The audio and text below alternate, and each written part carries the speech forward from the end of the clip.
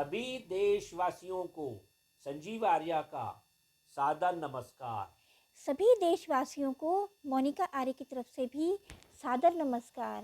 जी, आज दिनांक 14 फरवरी 2022 के दिन यूट्यूब पर अपने विशेष कार्यक्रम ज्योतिष शास्त्र के अनुसार हम आपको आज रतन धातु के बारे में जानकारी देंगे श्रीमान्य संजीव आर्य जी। धन्यवाद मोनिका जी। जी, देखिए, जैसा कि आप जानते हैं कि पिछले कार्यक्रम में हमने आपको ज्योतिष शास्त्र में वैदिक सरल उपायों द्वारा यह बताया था कि उन उपायों को कर कर कैसे आप अपने जीवन में प्रतिकूल ग्रहों की शांति कर सकते हैं। अर्थात हमने जाना था कि यदि आपकी कुंडली में प्रतिकूल ग्रह बैठे हुए हैं तो उनको हम मंत्रों द्वारा, जाप द्वारा, व्रत द्वारा, दान और ग्रहण करके उन ग्रहों की शांति कर सकते हैं। आज के कार्यक्रम में हम रतन विधि के ऊपर चर्चा करने जा रहे हैं। देखिए, यदि आपके कुंडली में कोई ग्रह शुभ अवस्था में बैठा हुआ है और आप चाहते हैं कि उसकी शुभता में वृद्धि हो, उस कंडीशन में हम रतन ग्रहण कर सकते हैं, ताकि ऐसा करने से उस ग्रह की शुभता में वृद्धि होगी, प्रभाव में वृद्धि होगी और आपका जीवन और अधिक सुखमय और सफल होगा। उदाहरण के तौर पर यदि आपका सिंह लगन है और सिंह लगन के स्वामी सूर्य ग्रह होते हैं और सूर्य का प्रतिनिधि रतन होता है माणिक्य या गार्नेट या रूबी स्टार, ऐसी कंडीशन में यदि आपके लगन का स्वामी 10वें भाव में बैठा है, 11वें भाव में बैठा है, जो कि हमारा कर्म का भाव है, बिजनेस का भाव है या हमारी आय का भाव है, हमारे सामाजिक संबंधों का भाव है, यदि इस कंडीशन में आप सूर्य के प्रभाव में वृद्धि करना चाहते हैं तो आप गार्नेट, रूबी स्टार या माणिक्य धारण कर सकते हैं। माणिक्य आप 2 या 3 रत्ती का धारण कर सकते हैं। उसको आप सोने की धातु में या तांबे की धातु में ग्रहण कर सकते हैं, क्योंकि सोना और तांबा सूर्य देव की धातु मानी गई है। जी जी, मोनिका जी आपसे 2 शब्द कहना चाहेंगी। दर्शकों, आज 14 फरवरी का दिन है और वैलेंटाइंस डे है, तो मैं आपसे ये कहना चाहती हूँ कि हर इंसान एक दूसरे को प्रेम बांटे और हर इंसान हर अपनी ज़िंदगी में प्रेम का रंग भरे। ज़िंदगी चाहे छोटी हो लेकिन खुशियों से भरपूर हो। जिंदा दिल बनिए, हंसे हंसाएं, हर पल को यादगार बनाएं। जी, धन्यवाद मोनिका जी। आपने सुंदर विचार व्यक्त किए हैं और हम आशा करते हैं कि हमारे दर्शक आपके विचारों को अपने जीवन में अवश्य अमल करेंगे और प्रसन्न रहेंगे। देखिए, अब हम अपने कार्यक्रम में आपको ये बताते हैं कि वैदिक ज्योतिष में रत्नों के बारे में, उसकी उत्पत्ति के बारे में क्या कहा गया है। देखिए, रत्नों के बारे में कई कथाएं प्रचलित हैं, जैसे समुद्र मंथन की कथा और दैत्यराज बलि की कथा। ऐसा माना जाता है कि दैत्यराज बलि की हड्डियों से रत्नों की उत्पत्ति हुई। इसी प्रकार समुद्र मंथन में यह कहा गया है कि जब देवों और असुरों के बीच छीना झपटी चल रही थी अमृत मंथन को लेकर, तो उस समय अमृत कलश से कुछ बूंदें जो पृथ्वी के ऊपर छलकी और वे जहाँ जहाँ पड़ी वहाँ पर रत्नों की उत्पत्ति हुई। जैसा कि हम जानते हैं कि रत्नों की उत्पत्ति हमें भूमि के अंदर से मिलती है, इसी प्रकार समुद्रों में मिलती है। तो ये कथा अपने आप में सटीक प्रतीत होती है। कुछ रत्न हमको भूमि के अंदर पाए जाते हैं, जैसे पुखराज, सोना, चांदी, हीरा, माणिक्य। इसी प्रकार कुछ रत्न हमको समुद्रों के अंदर पाए जाते हैं, जैसे मोती पाया जाता है, मूंगा पाया जाता है। कुछ रत्न गर्म होते हैं, कुछ रत्न ठंडे श्रेणी की होते हैं। गर्म रत्न होते हैं जैसे माणिक्य, लाल मूंगा और वैदुर्य। इसी प्रकार कुछ रत्न ठंडे प्रकृति के होते हैं, जैसे श्वेत मोती, हरा पन्ना, पीला पुखराज, हीरा, नीलम और गोमेद।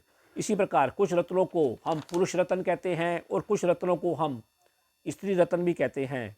पुरुष रत्न होते हैं जैसे माणिक्य, लाल मूंगा, पीला पुखराज। इसी प्रकार स्त्री रत्न होते हैं श्वेत मोती, हीरा, नीलम और गोमेद। इसी प्रकार जैसा कि हम जानते हैं कि सभी रत्नों में हमको कुछ खनिज तत्व भी देखने को मिलते हैं, जैसे इसके अंदर जस्ता पाया जाता है, टिन पाया जाता है, मैग्नीशियम पाया जाता है, फास्फोरस पाई जाती है।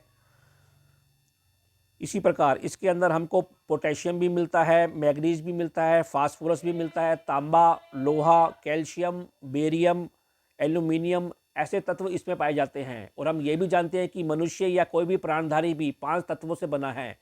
अतः जब भी हम रत्न धारण करते हैं तो इन तत्वों का हमारे शरीर के अंदर सूर्य किरणों द्वारा समावेश होता है, जिससे हमारे अंदर उस तत्वों की, उस ग्रहों की शक्ति बढ़ती है और हमारा और जीवन सुख में और सफल होता है। इसके अलावा ऐसे रत्न, खास तौर से माणिक्य रत्न, ब्राज़ील देश में, अफ्रीका महाद्वीप के कई देशों में जैसे घाना, कांगो, दक्षिण Africa, Burma, Bharat, Sri Lanka, America, Australia और रूस जैसे देशों में अधिक संख्या में पाए जाते हैं। जी, यदि आप लोगों ने अभी तक हमारे चैनल MS ज्योतिष सलाह को सब्सक्राइब नहीं किया तो कृपया करके इसको शीघ्र ही सब्सक्राइब करें। यदि आप लोगों को हमारे द्वारा बनाए गए वीडियो पसंद आ रहे हैं तो हमारे वीडियो को अपने मित्रों के बीच अधिक से अधिक शेयर करें और लाइक करें। अब हम वीडियो के इस भाग में सूर्य ग्रह और उससे संबंधित रत्न माणिक्य, गार्नेट या रूबी स्टार के बारे में चर्चा करते हैं। देखिए, जैसा कि हम जानते हैं कि सूर्य ग्रह हमारे जीवन में हमारी मान सम्मान, हमारी प्रतिष्ठा, स्वाभिमान, ईमानदारी का कारक होता है। उसी प्रकार यह हमारे शरीर में हमारे नेत्रों, हमारे हृदय और हमारे हड्डियों का प्रतिनिधित्व करता है।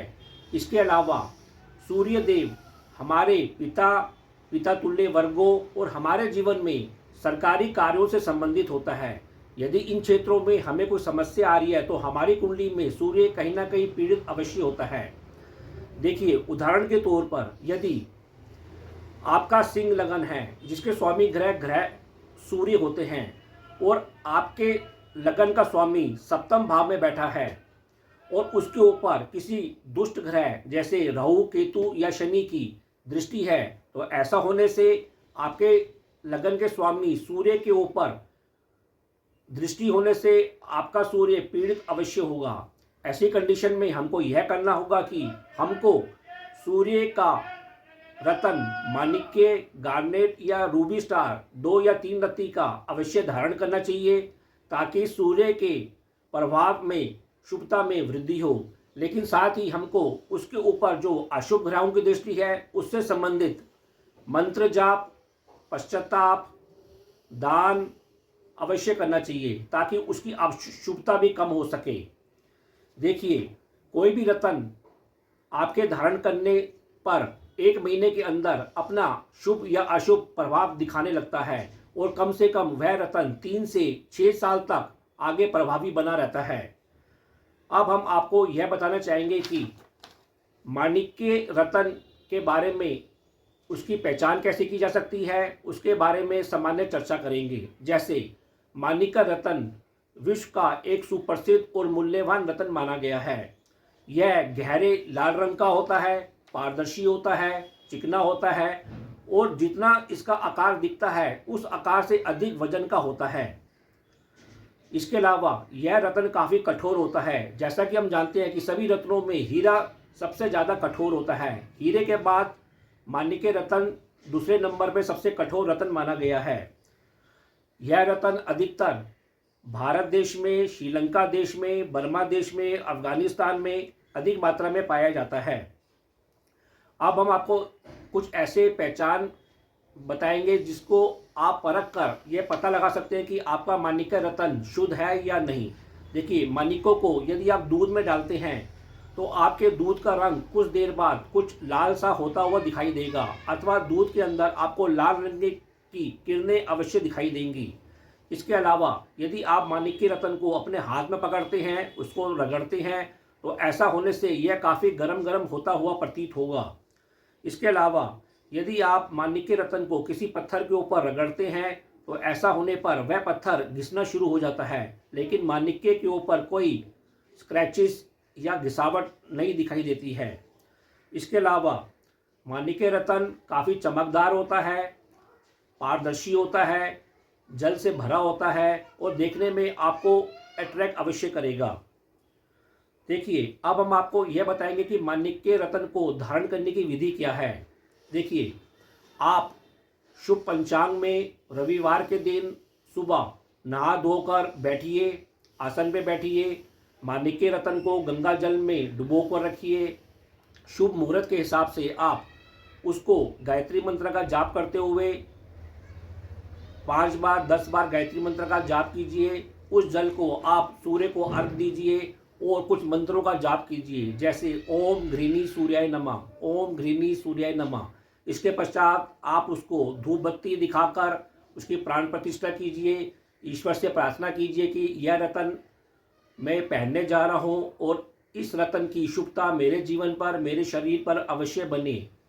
ऐसा करने के बाद आप इसको सोने की धातु में, चांदी की धातु में यथासंभव जितना आप अफोर्ड कर सकते हैं पहन सकते हैं। धातु जो अंगूठी होगी वो नीचे से खुली होगी, रत्न आपकी उंगली को स्पर्श करेगा। ऐसा करने से जब सूर्य की किरणें धातु या रत्न के ऊपर पड़ेंगी, वे पार होकर आपकी उंगली में अवश्य जाएंगी। ऐसा होने से आपकी उंगली के ऊपर, आपके शरीर के ऊपर उस रत्न का प्रभाव पड़ना शुरू होगा और धीरे धीरे आप हफ्ते 10 दिन में देखेंगे कि इसकी शुभता या अशुभता का प्रभाव आपके जीवन पर अवश्य पड़ेगा। यदि इसका शुभ प्रभाव आ रहा है तो इसको हमेशा पहने रखिए, और यदि ऐसा लगता है कि कुछ अशुभ घटनाएं आपके साथ घट रही हैं तो आप उस रत्न को पहन उतार सकते हैं। देखिए, कोई भी रत्न आप जब पहनते हैं उसकी ग्रह की दशा और अंतर्दशा के हिसाब से पहन सकते हैं अथवा उतार सकते हैं। अब हम आपको ये कहते हैं कि यदि आपने इन रत्नों को पहना है, माणिक्य रत्न को पहना है, तो पहनने से क्या क्या प्रभाव आपके जीवन में घटित होगा। जैसे ऐसे होने से जातक के आत्मविश्वास में वृद्धि होगी, जातक को चारों ओर से मान सम्मान मिलना प्रारंभ हो जाएगा, जातक के पिता तुल्य वर्गों से संबंध अच्छे होने लगेंगे, जातक को राज्य की ओर से लाभ मिलता हुआ दिखाई देगा। इसी प्रकार जातक को धन, सोना चांदी, धन संपदा का भी लाभ होता हुआ दिखाई देगा। इसके अलावा अंत में जातक के अंदर अब शनि शनि ईमानदारी, अनुशासन और देवतुल्य गुणों की भी वृद्धि होती हुई अवश्य दिखाई देगी। तो आज का कार्यक्रम आपको कैसा लगा? आप लोग अधिक से अधिक कमेंट देकर हमको अवश्य अवगत कराएं। हम ये आशा करते हैं कि हमने जो आपको माणिक्य रत्न से संबंधित बातें बताई हैं, आप लोग उन बातों ज्ञान को अपने जीवन में उतार कर अपने जीवन को और अधिक सफल और संतुलित कर सकते हैं। तो अब मैं अपनी वाणी को विराम देना चाहूँगा और आप लोगों से ही आगे लेना चाहूँगा। जी, ओम।